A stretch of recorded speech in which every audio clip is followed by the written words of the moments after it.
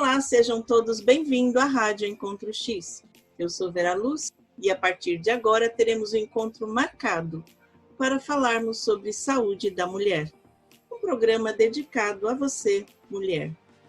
Em nossos encontros iremos abordar assuntos que é do seu interesse, como cuidados com a saúde, beleza, estética, dicas de alimentação, entretenimento, entrevistas com especialistas e muito mais.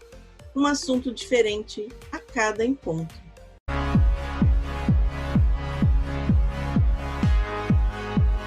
Hoje eu converso com Amanda Teixeira, mestre em ciências morfofuncionais e especialista em anatomia macroscópica e por imagem, onde iremos bater um papo sobre osteoporose. Olá, Amanda, tudo bem? Seja muito bem-vinda à Rádio Encontro X. Olá, Vera, tudo bem? É um prazer estar aqui. Eu agradeço muito o convite. Amanda, sabemos que a osteoporose afeta 200 milhões de pessoas pelo mundo. Bastante, né? 10 milhões só no Brasil. Segundo dados de um novo estudo no mundo, o custo anual de hospitalização por fraturas causada pela doença é de 19,8 bilhões de reais. Este valor é maior que o custo de infarto, que corresponde a 16,7 bilhões de reais, derrames, 11,7 bilhões de reais, e até o câncer de mama, onde o custo chega a 1,9 bilhões de reais. Não é à toa que a Organização Mundial de Saúde a considera uma doença de saúde pública, devido à sua morbidade e mortalidade. E isso é muito grave, não é, Amanda? A osteoporose é uma doença silenciosa, multifatorial, assintomática e que ela tem um avanço lento. Ela vai avançando lentamente, não é dormir hoje, acordei amanhã com osteoporose, não. É uma doença de longo prazo e as pessoas não percebem. Os ossos tornam-se porosos, frágeis e podem partir-se, como se fossem gravetinhos ou até um giz, né, que a gente fala, ele se parte ao meio. As fraturas mais comuns são na região das vértebras, que é na coluna lombar, na região do quadril, mais lá no colo do fêmur, porém a última, a do fêmur, é a mais perigosa. Cerca de 25% das pessoas morrem após um ano. 40% delas ficam incapazes de andar de forma independente e 33% acabam totalmente dependentes, ou até em cima de uma cama ou numa casa de repouso. Vamos saber com a Amanda um pouco mais sobre essa doença que afeta milhões de pessoas pelo mundo. O que ela faz com os seus ossos? Quais são os fatores de risco? E muito mais sobre a osteoporose. Vamos lá? Amanda, uma pergunta que não quer calar, né? Que todo mundo se pergunta por aí. O que é osteoporose? Ah, é verdade, Vera. É uma pergunta muito importante, né? A osteoporose, ela é uma doença osteometabólica sistêmica. O que quer dizer isso? É uma doença que acomete todo o nosso corpo, todo o nosso sistema esquelético, tá? Ela resulta numa perda gradual de massa óssea, ou seja, constante perda de osso, de tecido ósseo, que leva a uma maior fragilidade óssea. E aí sim, um aumento do risco de fraturas, tá? Então ela causa uma alteração na microarquitetura do osso, fazendo com que ele fique frágil e se rompa. Tudo bem? Muito bem, Amanda. É isso mesmo, né? Amanda, em relação a essa doença, como que fica nosso corpo? Essa doença, ela é acometida por todo o corpo ou só em algumas regiões? Ou tem diferença? Você pode me explicar um pouquinho sobre isso? Porque eu sei que nós temos 2 tipos de ossos no corpo. Como que acontece isso em um, em outro? Quais são as regiões que a osteoporose, ela, como que se fala, te deixa com o osso mais fragilizado? Boa pergunta, Vera. Olha, na realidade ele vai acometer todos os ossos, tá? Tanto os ossos corticais como os ossos trabeculares. A questão é a diferença entre um tipo ósseo e o outro tipo ósseo. Então vamos entender um pouquinho melhor o que são esses tipos ósseos. O osso trabecular ou o osso esponjoso, ele é um osso mais fininho, ele é realmente poroso, o formato dele é cheio de porinhos, ele fica normalmente dentro do osso cortical. O osso que a gente fala, que é aquele osso duro, aquele osso firme, com a matriz óssea bem juntinha, esse é o osso cortical. Dentro dele fica o osso trabecular ou mesmo osso esponjoso. E o que acontece com esse osso esponjoso? Ele é um osso metabolicamente ativo. Ou seja, quando o nosso corpo precisa de algum nutriente, precisa de algum fator, ele vai alterar esse osso do tipo esponjoso. E vamos entender um pouco melhor aqui também a questão da função óssea, que eu acho que está muito ligado com isso.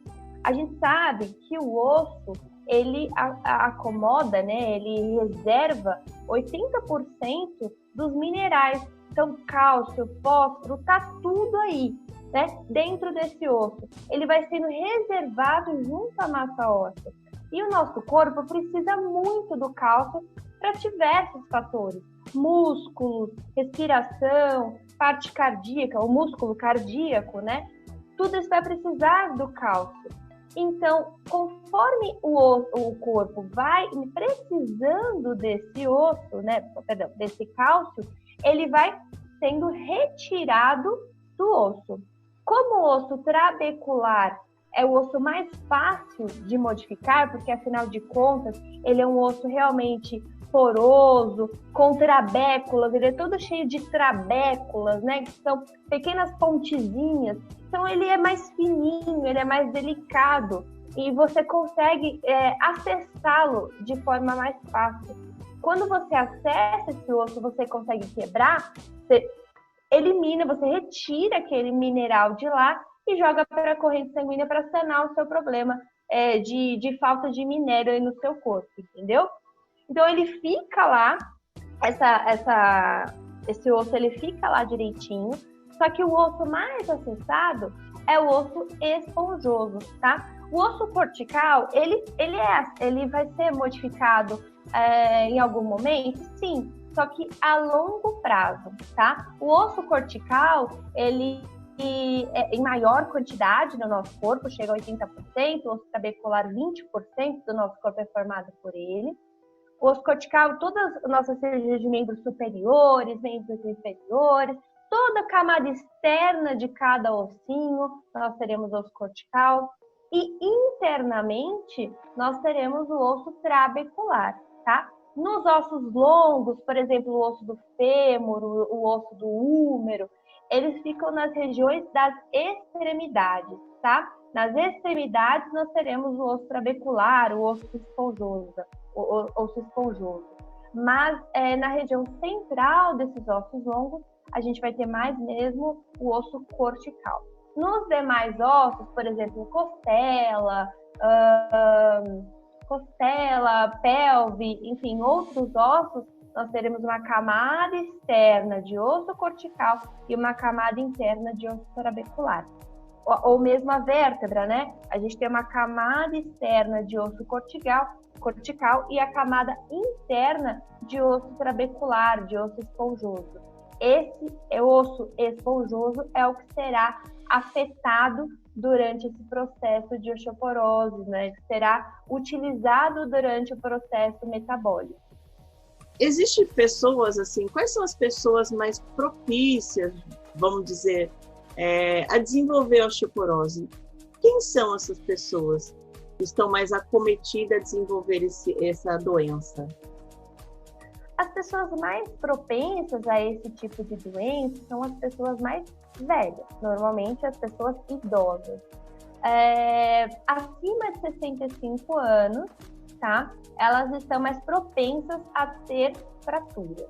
Há diferença? Sim, há diferença. As mulheres têm uma maior chance de desenvolver essa doença do que os homens, tá? Mas isso não quer dizer, de nenhuma forma, que os homens também não venham a ter osteoporose, tá? Pelo contrário, dependendo de diversos fatores, porque aí sim, como você mesmo disse na introdução do programa, essa doença ela é multifatorial, tá? Sendo multifatorial, dependendo da forma de vida, está muito envolvido com os hábitos da pessoa, dependendo da forma de vida que a pessoa leva, como ela se cuida, como ela se alimenta e tudo mais, isso vai afetar diretamente na condição óssea dessa pessoa, sendo homem ou sendo mulher. A questão da mulher ela é um pouco pior, né? Pior assim, entre aspas, é um pouco mais complicada devido à alteração hormonal que ela vai ter ao longo da vida. Então, por exemplo, nós temos um hormônio que é o estrógeno, que ele é muito importante para a gente, né? Para as mulheres, de uma forma geral. E com o tempo, né, esse hormônio, ele vai deixar de existir, né? Ele vai reduzir a sua quantidade nas mulheres que entram na menopausa, né? O período menopausa. E quando há essa queda de estrógeno, é onde estão os maiores momentos problemáticos, né, ósseos. Porque o estrógeno, ele auxilia o osso, ele protege o osso contra agentes que querem retirar aquele material ósseo dali. Então, ele protege aquele osso, entendeu? Ele faz com que aquele osso se mantenha, não somente com aspectos sexuais, né, de feminino e masculino, mas também como o próprio osso em si. Ele vai proteger aquele osso. Quando a gente tem uma queda no período de menopausa, isso se perde, tá? E quando isso se perde, nós temos uma maior facilidade, né? Principalmente durante os primeiros anos, entre 5 e 10 anos, a gente vai ter uma perda óssea maior do que a dos homens, que não vão ter essa perda hormonal tão grande, né? Tão brusca. E é aí que é o ponto onde a mulher acaba sendo um ponto mais complicado quando a gente trata de osteoporose. Porque a mulher tem uma perda hormonal muito grande e o homem não. Então, a mulher acaba tendo as chances, aumentando a sua incidência com relação à osteoporose do que os homens. Me diz uma coisa, Amanda. Explica, por favor, fisiologicamente, como é esse processo do enfraquecimento ósseo? Bom, então vamos começar lá do início, né? Vamos entender primeiro, acho que para falar um pouquinho do enfraquecimento ósseo, vamos entender como que é o processo ósseo, né?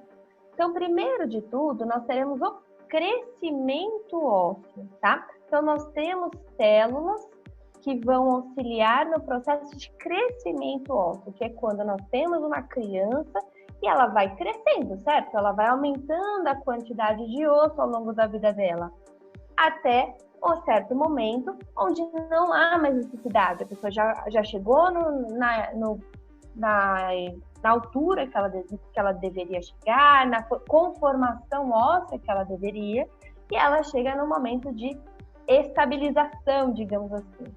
A partir dali, então, durante a vida, ela vai, vamos supor que seja uma pessoa que pratica exercícios, ela vai e se alimenta corretamente, ela vai tendo um acúmulo ósseo, uma quantidade de osso que ela vai armazenando boa, uma quantidade maior, ela vai armazenando esse osso. Quando ela chega num processo que a gente chama de pico de massa óssea, entre 30, 40 anos, 35 anos, 40 anos, ela estabiliza, tá? Esse processo é estabilizado. Então, não há nem perda e nem ganho de massa óssea.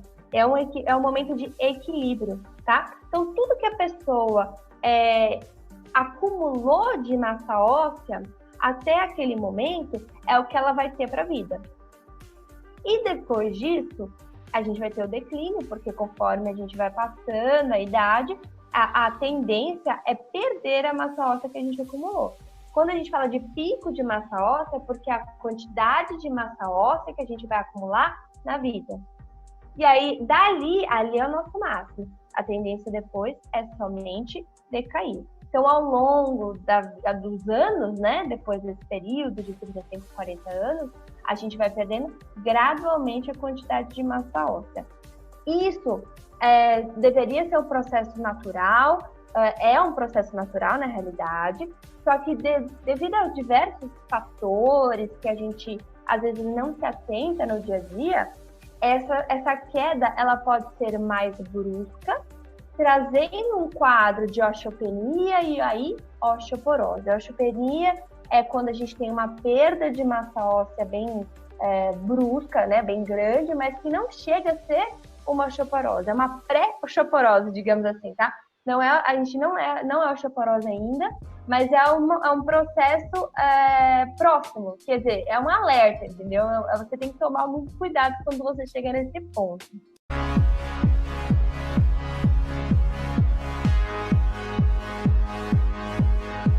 Rádio Encontro X, a novidade começa aqui.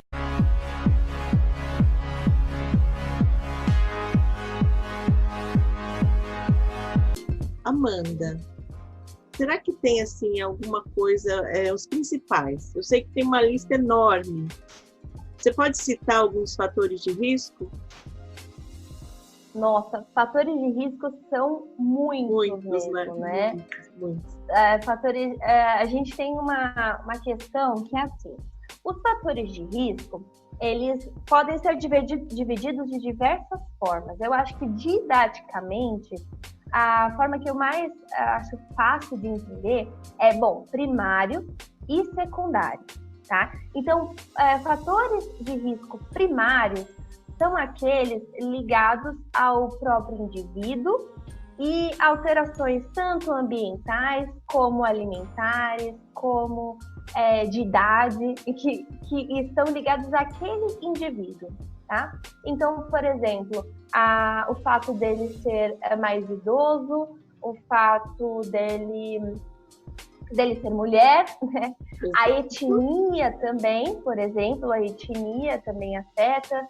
Se for uma pessoa com uma conformação óssea de uma pessoa caucasiana, ou mesmo asiática, de etnia asiática, ela tem uma maior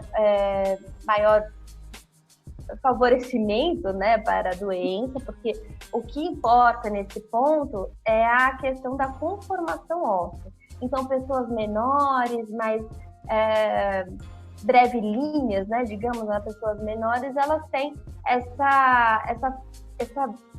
fator essa predisposição, boa palavra, essa predisposição maior para adquirir a doença. Ou mesmo fatores ambientais, ou hábitos, o alcoolismo, ou o café, tomar café em grande quantidade, ou o cigarro, né? Isso, tudo isso faz com que são fatores de risco para propensão a essa doença. Então, esses são fatores primários.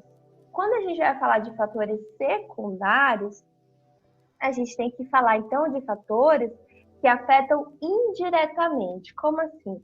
Então, eu não vou ter uma osteoporose direta, eu vou ter algo que causa osteoporose. Então, eu posso usar um medicamento que me causa osteoporose? Posso. Ou eu posso ter uma doença, que essa doença me leva a ter uma perda óssea que me causa osteoporose? Sim. Então, são fatores secundários, né? Como exemplo, a gente poderia citar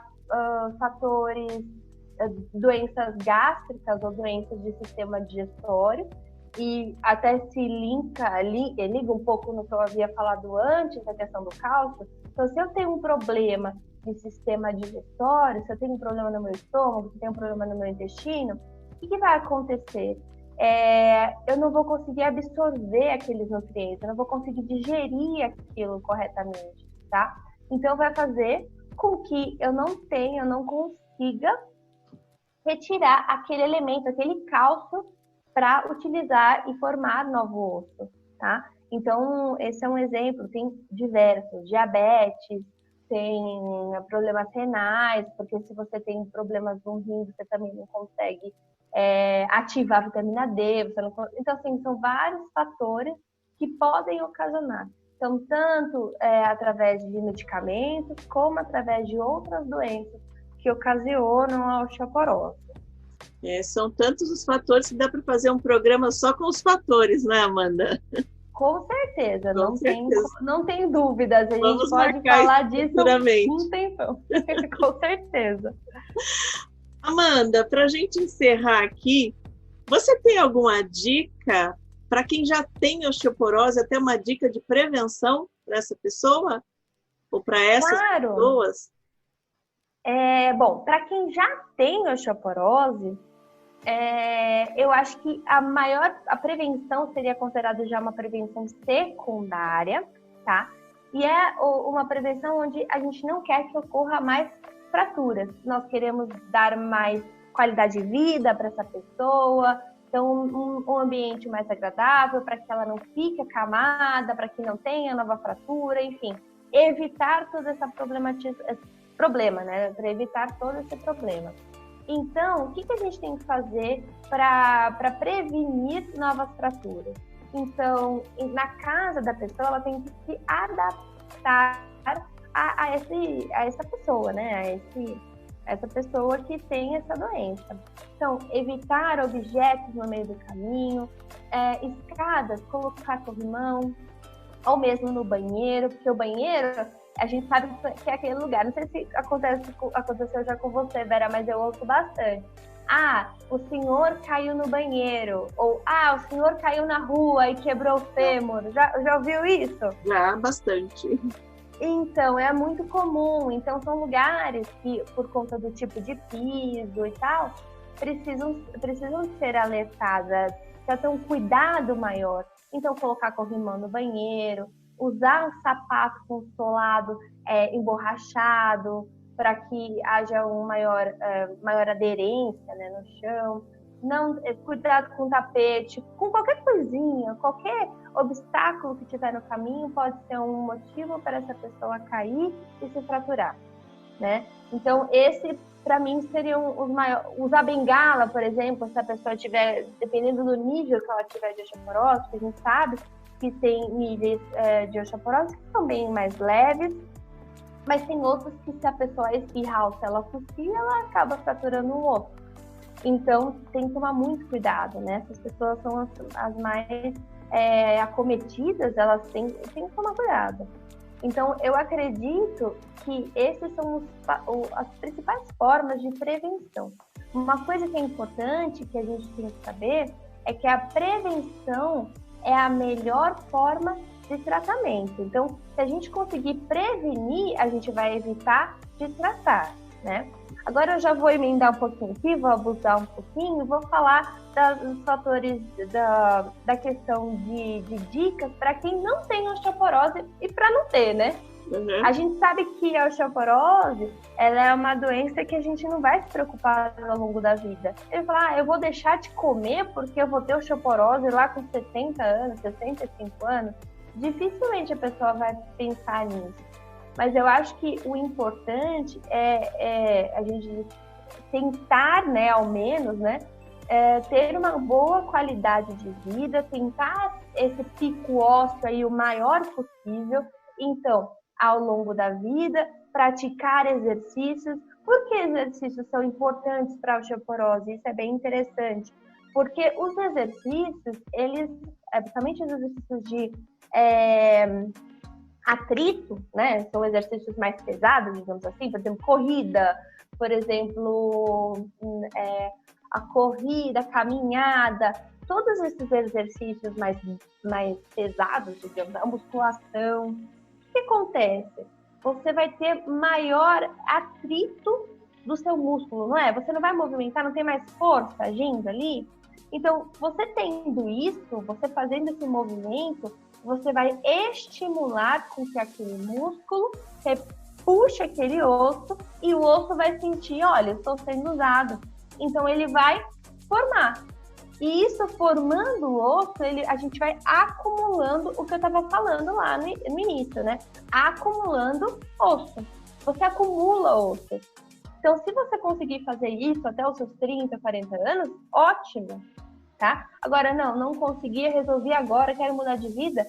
Mas faça exercícios físicos, comece exercícios físicos regulares, né? E pronto, porque isso vai melhorando as suas condições de vida, né? Óbvio que não vai tratar totalmente, mas ele melhora, com certeza. Você vai ter uma capacidade muscular melhor, você tendo músculos mais estruturados, mais elaborados, digamos assim, ele vai dar uma melhor estruturação para a sua parte óssea, né? O sistema locomotor, ele é todo interligado, né? Então, você tendo esses fatores assim, bem trabalhados, um ajudará o outro, tá? Então, exercícios físicos, sol, né? Tomar sol regularmente também, para que a gente tenha a vitamina D aí bem ativa, né? E alimentação correta e adequada. São os fatores mais importantes. A vitamina D, a gente já comentou, né, da questão do sol, e a alimentação também, do cálcio, de outros diversos fatores que a gente tem. Você percebe que são até aspectos já muito falados, né? Mas é importante frisar que para a osteoporose, que a gente viu aí na introdução do programa, o quanto as pessoas são acometidas por isso, o quanto que o governo gasta com isso, é muito importante que se tenha a noção e tome mais cuidado, porque a gente sabe que é uma doença que vai acometer mais no futuro, a gente tem que começar e tentar começar a pensar sobre ela agora, hoje. O hoje faz diferença. Nossa, Amanda, tô aqui encantada de te ouvir falar tão bem de osteoporose. Olha, parabéns.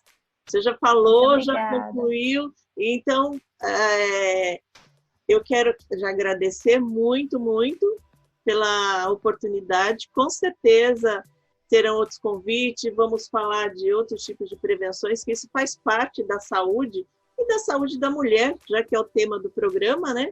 Que a mulher ela tem que se cuidar e se cuidar muito, não é? Eu falo que não só na aparência, num todo. E os ossos, né? Lá que tem o corpo, é para nossa locomoção. Sem um osso saudável não dá muito para a gente ir muito adiante, né? Então eu quero muito te agradecer e te deixar aqui um convite para uma próxima oportunidade e dizer que foi muito interessante, muito bacana, parabéns, adorei o assunto sobre osteoporose, porque a gente vê e fala que osteoporose é uma coisa, o osso fica fraco, mas tem que conhecer como ele fica fraco, de que forma, isso é muito importante, tá? Muito obrigada. Quer deixar alguma consideração final? Pode falar. Eu que agradeço, muito obrigada pelo convite, pela oportunidade. Eu agradeço também porque eu acho que é um assunto que eu gosto bastante de falar e é um assunto que tá aí, né? É um assunto fácil de falar, porque quando a gente gosta de falar de algum assunto, se torna um pouco mais fácil, né? E é muito importante que as pessoas se conscientizem da osteoporose. Então, se eu puder falar, eu falo. E eu agradeço muito a oportunidade, retorno quando você quiser. Muito obrigada. Ok, Amanda. Quer deixar seu comentário ou até mesmo sugestões de temas ligados à saúde da mulher? É só entrar em contato com a Rádio Encontro X e enviar sua mensagem pelo WhatsApp ou através do e-mail verasaudedaMulher@gmail.com. Eu, Vera Lúcia e Amanda, nos despedimos, né? A todos os ouvintes e não se esqueçam, temos um encontro marcado aqui na Rádio Encontro X. E até lá.